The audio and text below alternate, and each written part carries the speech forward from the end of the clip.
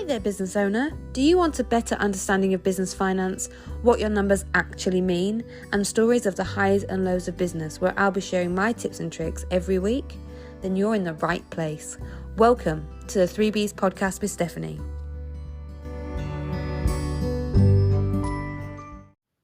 Hello and welcome back to another episode of the 3Bs podcast.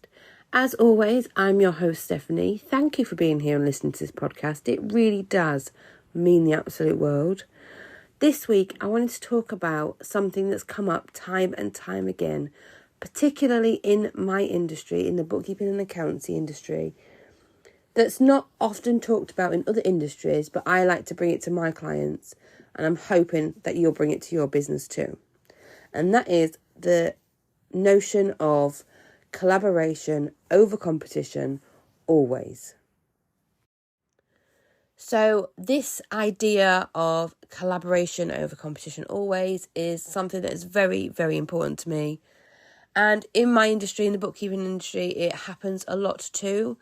Now, my professional body is the ICB, who are the Institute of Certified Bookkeepers, and their members are 78% female. It was announced at our summit in London back in November, and I don't know the impact that has. However, the ICB members are not only practice owners like myself, they are also employed bookkeepers in industry and students studying to be bookkeepers. So you have quite a wide range of different types of people that are members of the ICB, but it is still very predominantly female based. Now, I caveat that by the fact that I really grew my entrepreneurial skills and I sunk my teeth into working in many roles in both public transport and motorsport. Now, the motorsport industry is very male heavily dominated, and I've worked in both, and that hasn't affected the way I work, but it is food for thought when you think about your business and the industry that you're in, and whether this collaboration over competition is something that you currently do or something you can introduce into your business.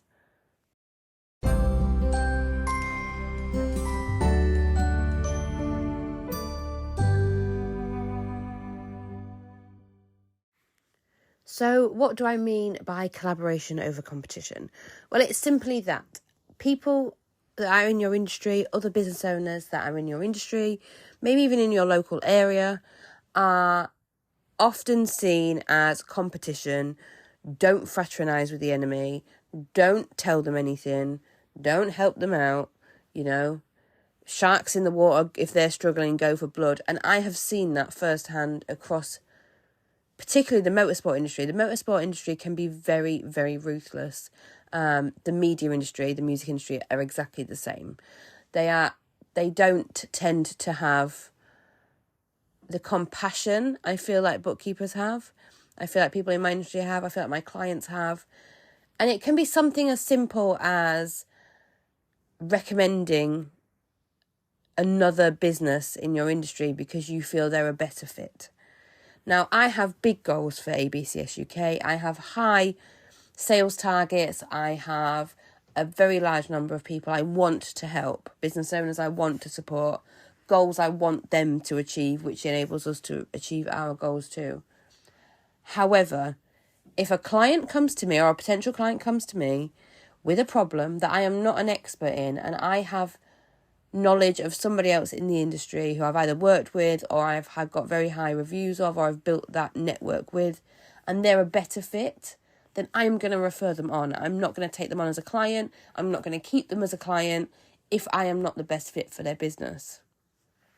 And that may sound counterintuitive, but all the clients that work with me respect that, and they respect the fact that I am not going to sell them something they don't want or need. And that's particularly important when it comes to when clients come to me because there's problems in their business or there's problems in their accounting or bookkeeping that need to be rectified.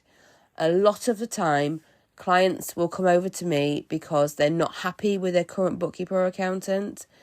And I can hand on heart say that I don't think I have a single client who has ever left me and gone to another accountant because they're unhappy. People have left me because either they have changed their business and I'm no longer a great fit for them, and I've asked them to either find another accountant or I have found somebody else for them. They've retired. They've took somebody in-house in the office because they've grown too big for us to provide the level of service that they require without me putting another employee in there full time. And I pride myself on having flexibility for both me and my staff. So I think that's where it comes from for me. I think that's where collaboration over competition works for me. We don't do that. We don't do that here. And this all came about. So this podcast all came around because earlier, it'll be last week by the time this podcast goes out, but I was announced as a nominee in the Bookkeepers Awards with the Six Figure Bookkeeper. Now, the Six Figure Bookkeeper are a community of bookkeepers led by Zoe Whitman and Joe Wood, who I've talked about on the podcast before. I have spent the best part of a year training with them because they are not only successful practice owners in their own right, they have a very good way of helping bookkeepers get past the blocks that are holding them accountable. They're not coaches per se, but they have taught me how to build a better business, which is something that I'm trying to do for all of you. So what would I be if I didn't practice what I preach?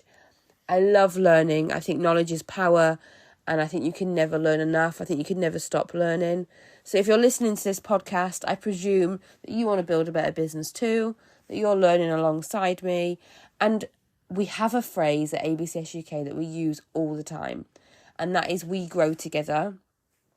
And it sounds really silly, but as my clients' businesses grow, they naturally need more from me. They naturally need more from my practice. They naturally need more services to help them reach their next financial goal.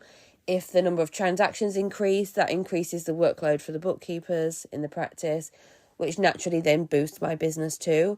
So we build our business based on the premise of if you achieve your goals, we will achieve ours. And again, that's the collaboration over competition. But the Bookkeepers Awards is a new one. I've spoke about it on a previous episode in the podcast. I enter awards as part of my marketing strategy. ABCS UK is now 2 years old, so I know what months certain awards happen. I know what months the local awards happen. I know what months the ones in my industry happen. So I don't search for them every single month like I used to.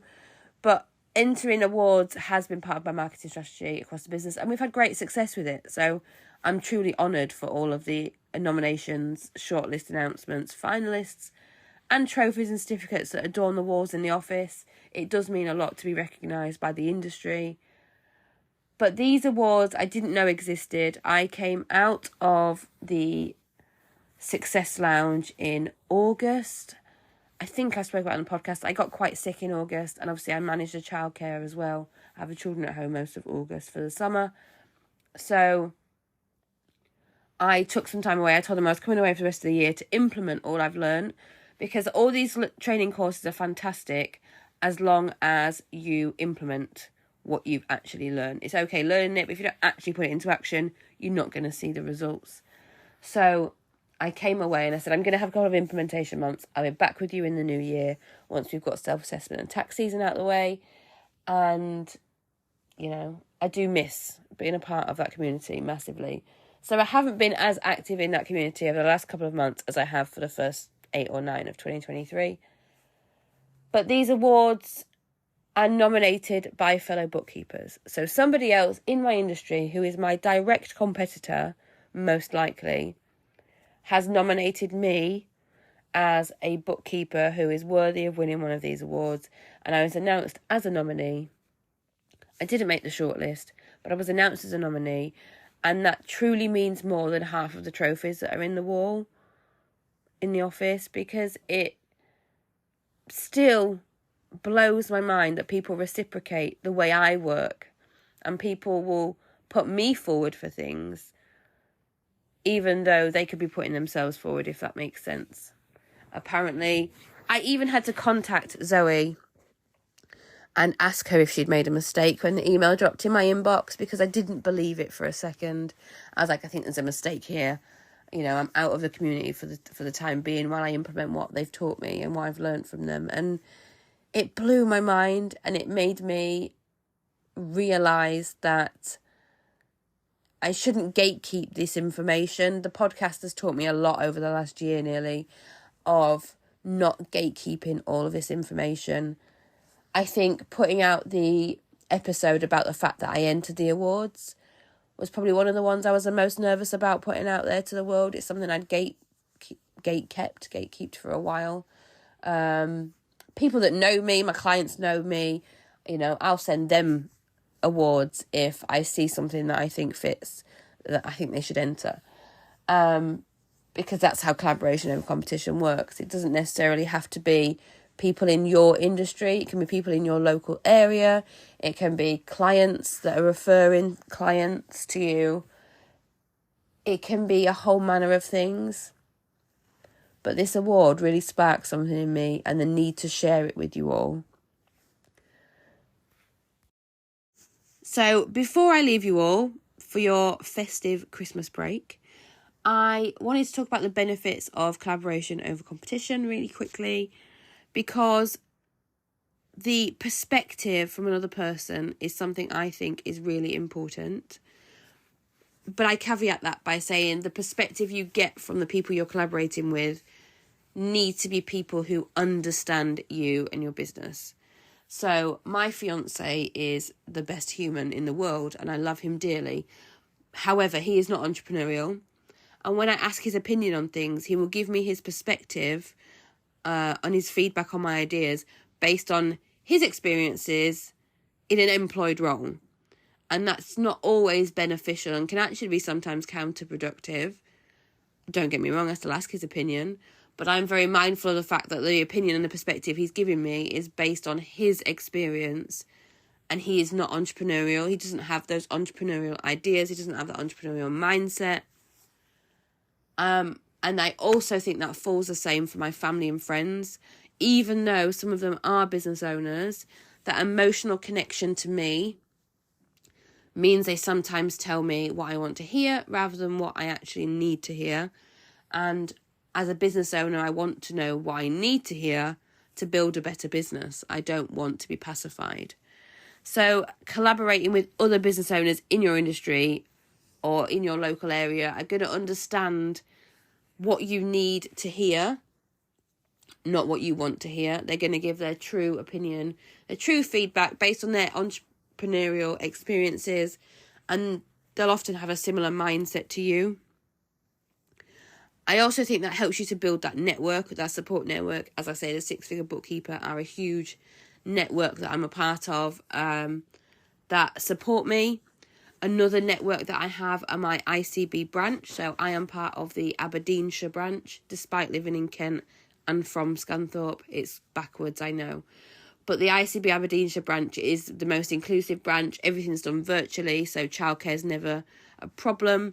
I've provided training for my branch at the ICB, so I've given as well as gotten. But part of our branch meetings, we ask any questions, any problems we've faced, and I had an IOSS, which is a European VAT question that for a couple of months I'd been trying to find the answer for and couldn't get no clarity, couldn't get the clear information from the HMRC. My ICB professional body couldn't give me a clear answer either. So I asked at the ICB meeting, and one of the other bookkeepers specialises in that area and was able to give me an answer within 5 minutes with clear links for where I needed to go next to get more information, where a good place would be to get any more information that I needed, and I had an answer to give to my client the next day. And that level of support can only be mutually beneficial. Also, resources can be shared. I got a link in an email to an autumn statement roundup link on the government website, which was a really great resource that was very easy to access. And again, I shared it with my professional body.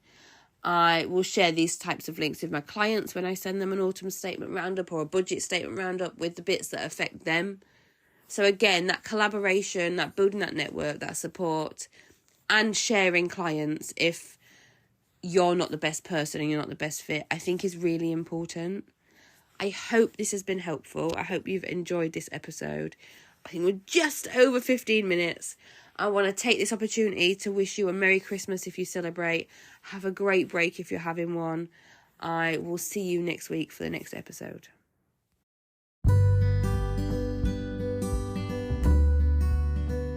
And that brings us to the end of another week of the 3Bs podcast with Stephanie. Thank you so much for listening.